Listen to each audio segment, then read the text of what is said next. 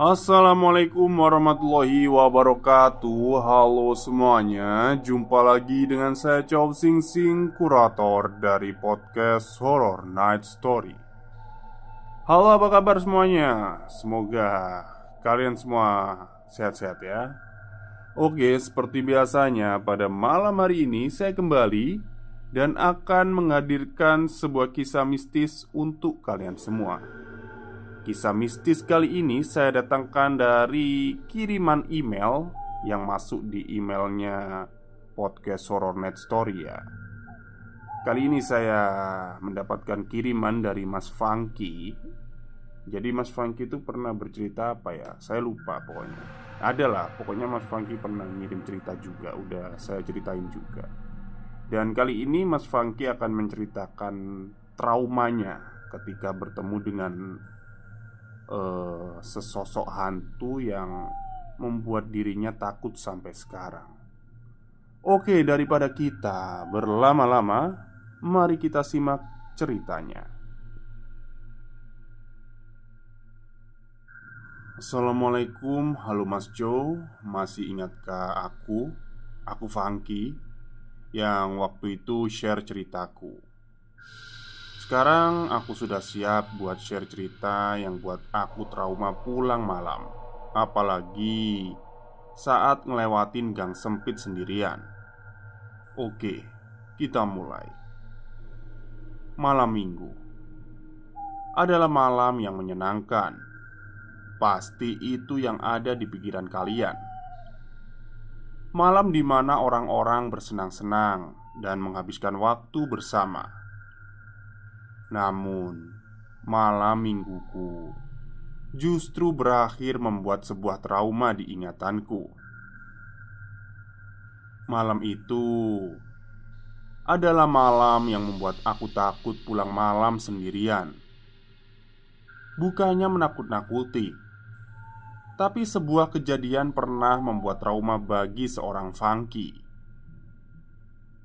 Malam itu, saat kami lagi asyik-asyiknya main Mobile Legend, kami ditelepon sama Citra, yang waktu itu suruh salah satu dari kami ngejemput dia yang pulang dari study tour pada pukul 02.01 dini hari.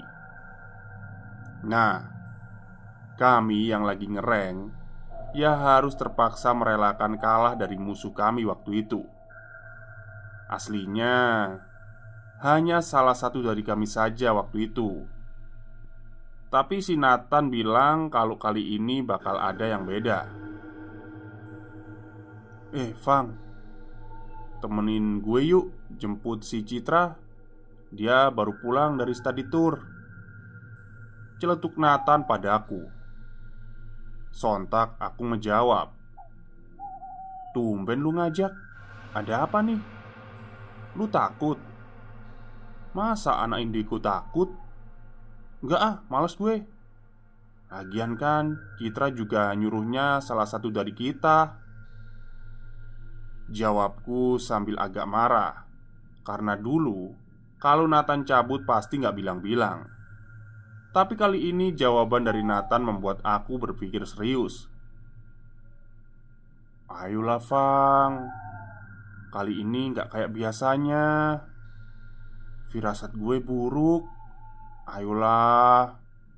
Masa sih lu tega lihat Citra sendirian malam-malam? Nanti kalau dia kenapa-kenapa gimana? Mau lu gue seret? Sontak, aku yang orangnya emang agak overprotective ke siapapun langsung menjawab dengan nada kesalku. Ya wes lah, aku ikut. Tapi ingat, ini karena Citra ya. Kalau lu gak bawa dia sama masalah nyeret aku gak mau. Oke lah, sip, jawab Nathan dengan muka yang ekspresinya menyebalkan. Oke, kami OTW siap-siap ke lokasinya Citra. Di perjalanan, aku tanya ke Nathan perihal firasatnya kali ini. Jadi yang lu maksud firasat buruk itu apa? Serius banget? Tapi nampaknya Nathan udah tahu kalau aku mau nanya soal itu ke dia. Jadi dia hanya ngejawab, "Ya nggak tahu sih, lihat aja nanti. Kayaknya kita bertiga bakal kena sial." Aku yang waktu itu hanya menganggap bahwa firasat itu cuma perasaan saja, akhirnya terdiam. Lalu sesampainya kami di lokasi Citra, aku merasa lega karena hal buruk yang Nathan katakan gak kejadian. Demikian dengan Nathan yang mulai berpikir positif. Citra yang melihat kami langsung menghampiri kami, dan kami pun yang melihat Citra sama. Kami berbincang sebentar dan segera pulang. Tapi saat ingin pulang, kami melihat sesuatu dari kejauhan. Sesuatu yang seperti kain putih melayang, namun bedanya kain putih ini adalah kuntilanak yang terbang ke seberang jalan. Aku, Nathan, Citra seketika terdiam dan kami saling memandang. "Ayo buruan pergi," kata Citra. Aku dan Nathan juga agak panik. Kami pun bertiga naik mobilnya si Nathan. Aku duduk di tengah sama Citra yang ketakutan. Saat itu Nathan tanya nih, "Lewat jalan pintas aja ya, Fang, biar cepet pulangnya kita." "Ya udahlah, buruan," saut kami yang menahan rasa takut. Pas kami lewat jalan pintas, disinilah awal dari traumaku sendiri. "Di sini kok jarang ada rumah ya, Nat? Lu salah jalan ya?" Tanyaku kepo karena kami jarang melihat rumah di sepanjang perjalanan. "Enggak kok, tenang aja." Citra udah tidur, kok diem?" tanya Nathan kepadaku. Dan benar saja, ketika aku melihat Citra, dia sudah tidur dengan nyenyaknya. Namun, baru beberapa saat aku ingin menyusul tidur, tiba-tiba mobil Nathan berhenti. "Loh, udah sampai?" tanyaku ke Nathan. "Belum lah, kayaknya mobilnya mogok deh," kata Nathan dengan nada kesal. Mendengar suara Nathan dan mobil yang berhenti, Citra akhirnya terbangun. "Kita di mana nih? Lu nyasar?" tanya Citra. "Enggak, mobilnya mogok. Udahlah, orang kita di perumahan kok, santai aja." "Tapi kok sepi ya?" jawab Nathan. "Iya nih, selain karena malam, hawanya kok horor banget. Lihat perumahannya serem deh," jawabku. Itu ada mbak-mbak. Gimana kalau kita tanya ke mbak-mbak itu yang pakai mukena itu, tuh yang ada di depan rumah.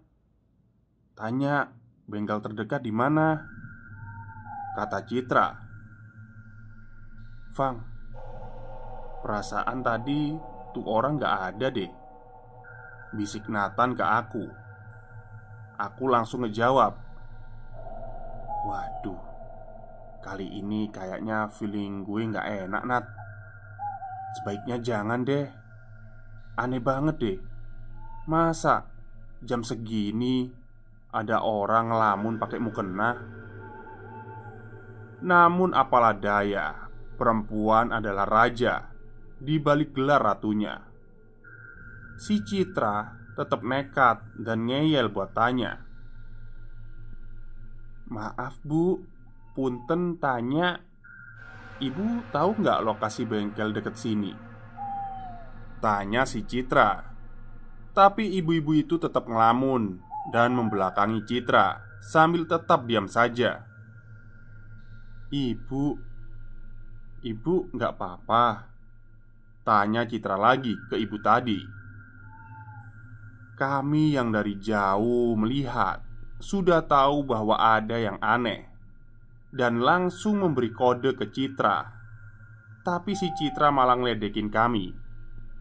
Alhasil, ketika ibu-ibu bermukena tadi balik badan dan ngelihatin mukanya ke aku sama Nathan, kami cuma bisa beriin kode ke si Citra kalau ibu tadi sudah ngelihat ke arah kami.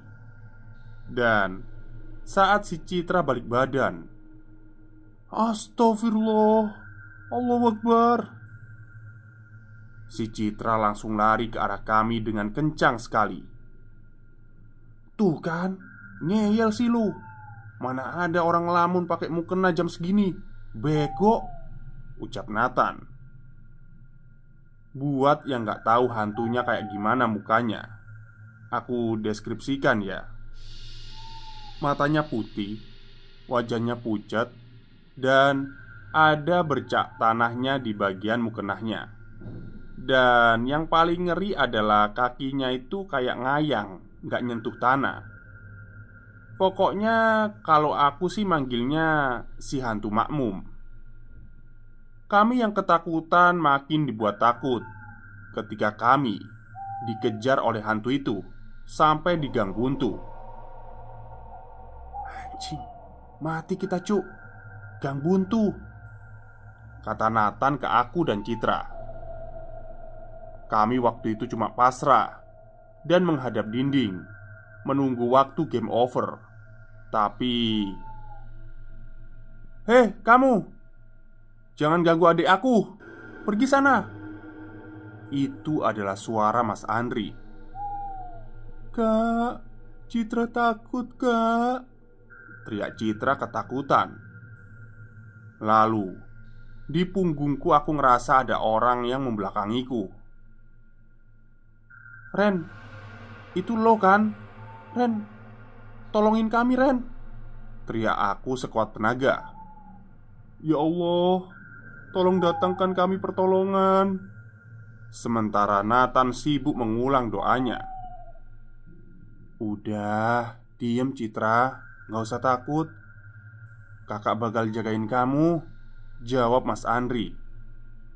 Lalu si hantu makmum yang kesal pun pengen nyerang kita waktu itu, tapi nampaknya nggak bisa. Karena yang kita dengar cuma suaranya Mas Andri yang bilang, "Udah kok, dia udah pergi." Kami yang memberanikan diri melihat pun merasa lega. Tapi setelah itu dibuat tambah merinding ketika kami sadar bahwa Ren dan Mas Andri itu ternyata udah lama meninggal. Wow. Akhirnya kami pun tunggang langgang lari ke arah masjid setelah adzan awal berkumandang.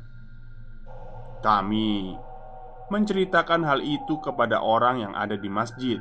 Dan memang dibenarkan, kalau malam memang si hantu itu suka keliling dan ganggu orang yang lewat. Dan konon katanya, dulu itu ada perempuan yang nginep di masjid. Terus malam itu si perempuan ngecuri kotak amal di masjid itu. Lah, terus keciduk sama si perempuan ini. Oh, gini-gini, maksudnya itu dulu itu ada perempuan nginep di masjid. Ini perempuan yang baik ya. Terus ada pencuri. Pencuri itu datang buat nyuri kotak amal. Nah, setelah itu dikejar sama si perempuan ini. Nah, karena takut ketahuan, akhirnya si pencuri ini nekat ngebunuh si perempuan ini. Tapi sampai sekarang jasadnya itu nggak ditemuin. Penjelasannya seperti itu ya, soalnya bahasanya agak ini. Tapi yang buat aku merinding adalah Ren dan Mas Andri. Mereka kan udah lama meninggal.